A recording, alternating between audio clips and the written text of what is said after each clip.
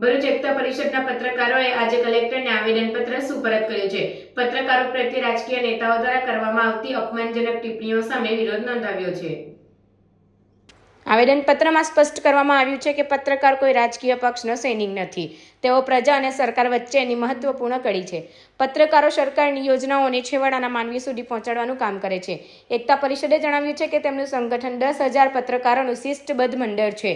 તેમાં તાલુકા, જિલ્લા, ઝોન, પ્રદેશ અને મહિલા વિંગ તેમજ લીગલ વિંગનો સમાવેશ થાય છે। સંગઠન માત્ર કાર્ડ ધારકોને તોડફોડિયા પત્રકારોને સભ્યપદ આપતું નથી।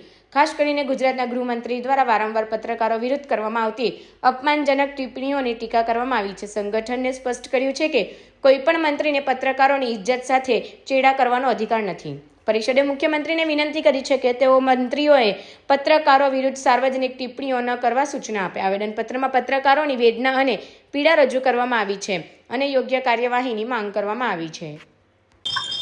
હાલમાં આપણા રાજ્યમાં જે મંત્રીશ્રીઓ પત્રકારો વિશે અપશબ્દ જે બોલી રહ્યા છે વારંવાર, એક બે પત્રકારોના લીધે બધા જ પત્રકારોને તોડબાજની સંખ્યામાં ઉમેરો થાય છે, તેના અમારે સખત વિરોધ છે।